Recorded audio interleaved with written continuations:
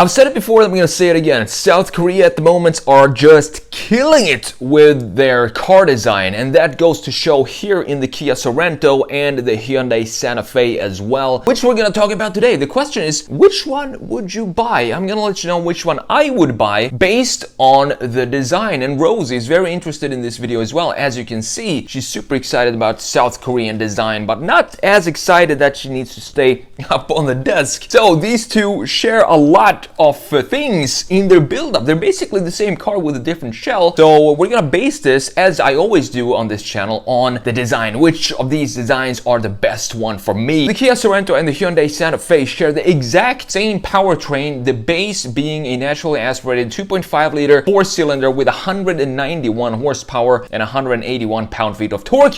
This is connected to an 8-speed automatic transmission, and you have the option of either boring front-wheel drive if you have an SUV. I would definitely go with a 4-wheel drive, which is an option here, obviously. The higher trim levels comes fitted with a turbocharged 2.5 liter 4-cylinder, and now it bumps up from 191 horsepower all the way up to 281 horsepower and 311 pound-feet of torque. This is a massive jump from 181 pound-feet of torque that you get in the base. This engine also comes with a 8-speed automatic, but you now have a proper dual clutch automatic in connection with the higher powered engine, and it's also of course available in as front wheel drive or all wheel drive depending on what you want. The Kia costs a couple of grand more than the Hyundai, and the reason being is it has just a little more interior space, so they can kind of justify the couple of grand over the Hyundai Santa Fe base price. The prices range here from 29,000 for the base of both of these, or 29 to 30, something like that, and the top of the line goes all the way up to $43,000 for the 4-wheel drive turbocharged version. So now let's have a look at this design here. This is what we want to talk about right here on this channel. So let's talk about the faces of these two beautiful SUVs. I think they're both, Kia and Hyundai, they're both doing very cool stuff, and they're kind of experimenting with their designs now. They're not being very conservative. I don't think they're overstyled either, even though they have a lot of styling features, specifically the Hyundai down there. So let's have a look at what's special with the Kia Sorento up here and what I love about this design. I love that it has a few lines that just goes unbroken from one end to the other, and this creates a very wide looking front face. Even though the dimensions of these two cars are essentially the same, they still have very different presence when you look at them in real life, and specifically looking at it from a front view like this. And then you have the traditional tiger nose of the Kia, which now incorporates the entire front face here. You can see this entire piece right here, the entire top part of the face is the tiger nose, and this used to be only the grille in older Kias, but as you can see now, it stretches all the way. Basically, the entire front fascia of the new Kias are the tiger nose itself. And these LEDs right here, the daytime running lights, are inspired by the little white piece that are underneath tiger's eyes. So they want to implement some tiger nose in the middle and then some tiger eyes on the side of this Kia Sorento. And I think it's a very, very handsome front end, and it looks sharp and crisp. Compare it to the Hyundai down here, which I also really like this design because it's such a refreshing take on stylizing a front end of the car. So you have a different type of grille here, and this Hyundai down here, it follows the current trend that we see a lot of both Kias and Hyundais doing, and Fords as well, and a bunch of other companies do, that we have the main headlights being right here in the bumper, and then we have the daytime running lights being this, almost like a claw went through the eyeball of the Hyundai and just scratched it right here. And I really like that these LEDs, they kind of go from here. You can see that they start to curve here and then disappear into the body. It's like this body panel is covering this LED, because these are definitely connected. As you can see, they're in line with the top part. You can see that the curvature, if you were to follow it, this would be where they would go right here. And I think that's a really cool little detail. It feels a little more organic than the Kia, but at the same time, it's very Hyundai. I don't think this either is over stylized. It just has a clear styling identity, I guess you would say, for Hyundai. And looking at the Kia, it doesn't have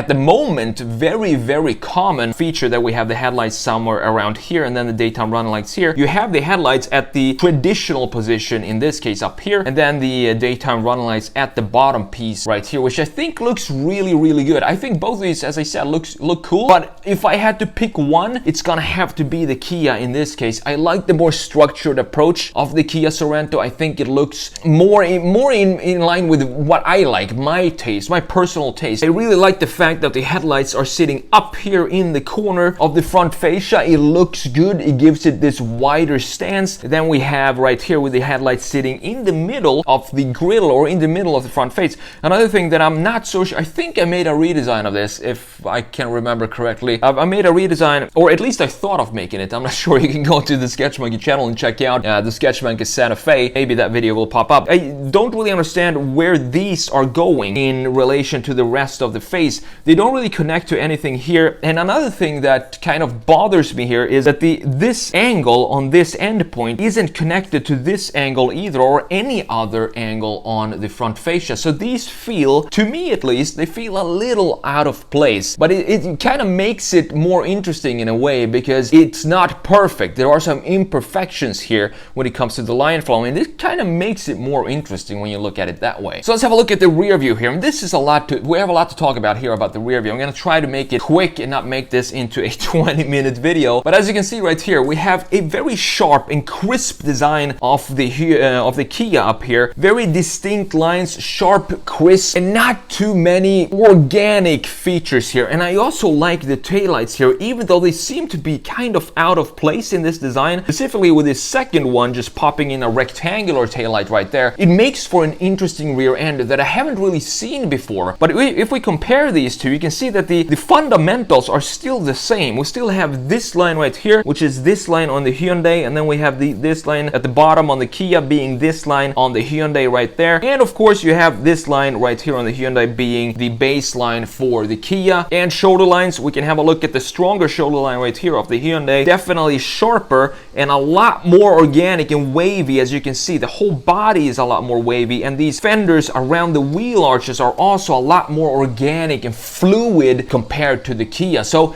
these are two very different approaches. You have a strict, almost, I wouldn't say maybe German design in the Kia up here. And then you have a traditional, in my opinion, South Korean design in the Hyundai right here with a modern touch. Now, if you hear something outside there, that is some workers cutting down some branches and trees. I'm not really sure how long they're gonna do that, but if you hear that, I'm sorry about that. There's nothing I can do about it. We're just gonna have to live with that in this video. Another thing that I really love about Kia are these details that they put in the C-pillar on a lot of their cars. You have it on the EV6, you have it on the minivan, the Carnival I think it's called, and you have it on a bunch of different cars, and they treat this differently depending on what type of vehicle this is. For example, here it's different from the Telluride, which has more of a upright angle like this because it's supposed to be the grown-up big brother to this. This is supposed to be a little more sporty, so they designed it to have more of a sloping line right here, but they still added this piece, this chrome piece, which in some trim levels are black, and I prefer that when it comes to the Kia right here.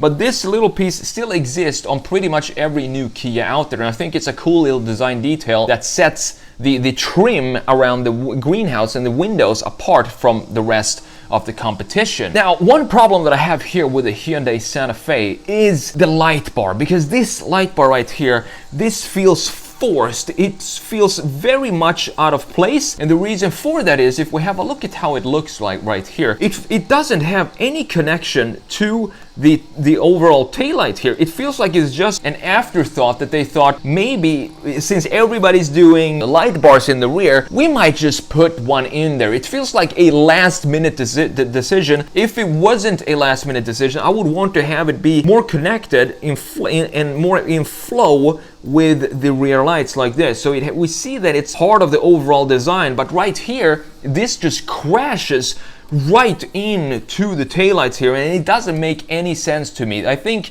in my opinion, I think I redesigned this as well. I remember doing something about this on some channel. I don't know exactly which video that was. The same thing there, just search the Sketch Monkey Santa Fe, will probably pop up there. But I would rather have it be without this light bar in the middle, and I think that would clean this up a lot. Or if you want to keep the light bar in the middle, you have to integrate it better in the rest of the lighting design. design in the rear end. This just looks like a cheap afterthought that isn't supposed to be there. Now, last but not least, before we make our decision here which one to buy, I think you kind of have a feeling of which one I prefer the most. You need to have a look at the side view. So the side views here are pretty straightforward, and it reminds me a lot of what I said in the when we talked about the rear view. Very strict and clean lines here of the Kia. I do wish that this line right here had some connection in the front end. Instead, it just goes in the middle of this part right here. It doesn't connect anything to the top or anything right here to the bottom. We do have some sort of lines right here, but that's just the baseline.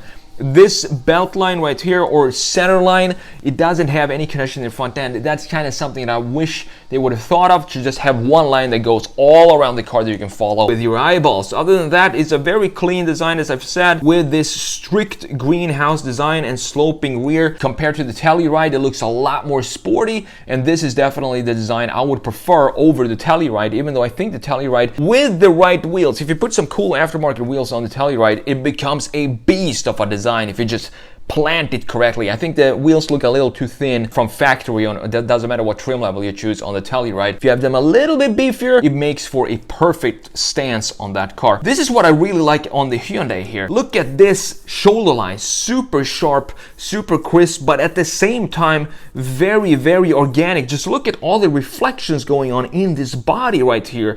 It's interesting to see how many reflections they could get in and surface treatment they could get in on one single design like this. And this is very, as I said, very Hyundai. They're still doing a little bit of sort of a modern take on the melted cheese. It still looks pretty melted cheesy, but at the same time they just thrown in a couple of sharp lines and sharp shoulder lines, and this line down here, for example, also very sharp. That's still same with the Kia right here. This doesn't have a connection in the front end, which is unfortunate, because I think that would be, in both of these cases, would be a very cool line to have that goes all around the car, from the rear all the way to the front end. So my verdict here, if I had to pick one, I'm definitely gonna go with the Kia Sorento, and I would choose the top spec. I would go for all-wheel drive, obviously, and I would have that black trim. So there is a version that doesn't have this chrome, right? All the chrome on the outside of the car is blacked out. I think it looks really, really good. It's a fantastic design. And I think it also comes with black wheels, which just suits the car. Usually I'm not a huge fan of black wheels, but in this case, on that trim level, I think the Kia is the winner in this case.